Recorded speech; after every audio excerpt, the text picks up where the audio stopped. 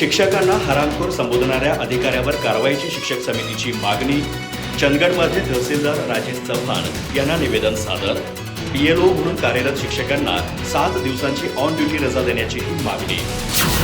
देवगड, कणकवली, सिंधुदुर्ग येथील उपविभागीय अधिकाऱ्यांनी शिक्षकांचा अवमान करत हरामखोर असा उल्लेख केल्याच्या घटनेचा महाराष्ट्र राज्य प्राथमिक शिक्षक समितीने तीव्र निषेध व्यक्त केला आहे। संबंधित अधिकाऱ्यावर तातडीने शिस्तभंगाची कठोर कारवाई करण्यात यावी या मागणीसाठी समितीच्या वतीने चंदगडचे तहसीलदार राजेश चव्हाण यांना निवेदन सादर करण्यात आले। निवेदनात शिक्षकांचा सन्मान अबाधित राखावा, शासकीय अधिकाऱ्यांनी जबाबदारीने आणि सन्मानपूर्वक भाषा वापरावी, तसेच अशा घटनांची पुनरावृत्ती होणार नाही यासाठी शासनाने कठोर भूमिका घ्यावी अशी मागणी करण्यात आली।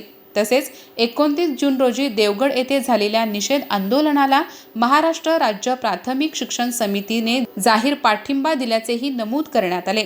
याचबरोबर विशेष सखोल मतदार यादी पुनरीक्षण SIR मोहिमेत बूथ लेवल अधिकारी म्हणून कार्यरत शिक्षकांवर अतिरिक्त कामाचा ताण असल्याने त्यांना 7 दिवसाची ऑन ड्युटी रजा मंजूर करावी अशी मागणीही तहसीलदारांकडे करण्यात आली।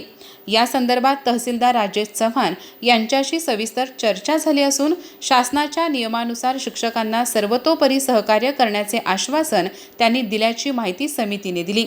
दरम्यान चंदगड येथे आयोजित BLO प्रशिक्षण कार्यक्रमात महाराष्ट्र राज्य प्राथमिक शिक्षक समितीचे जिल्हा उपाध्यक्ष गोविंद पाटील यांनी देवगड येथील घटनेचा जाहीर निषेध व्यक्त केला।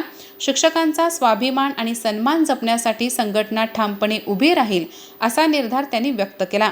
यावेळी तालुकाध्यक्ष राजाराम जोशी, जिल्हा उपाध्यक्ष गोविंद पाटील, शिक्षक बँकेचे संचालक बाबूराव परीट, प्रशांत पाटील, हंबीराव कदम, विश्वनाथ गावडे, शीतल कुरणे, सुरेखा नाईक, सरिता मरणोहळकर यांच्यासह शिक्षक मोठ्या संख्येने उपस्थित होते। अधिक माहिती आणि ताज्या घडामोडींसाठी आजच आमचे चॅनल सबस्क्राइब करा।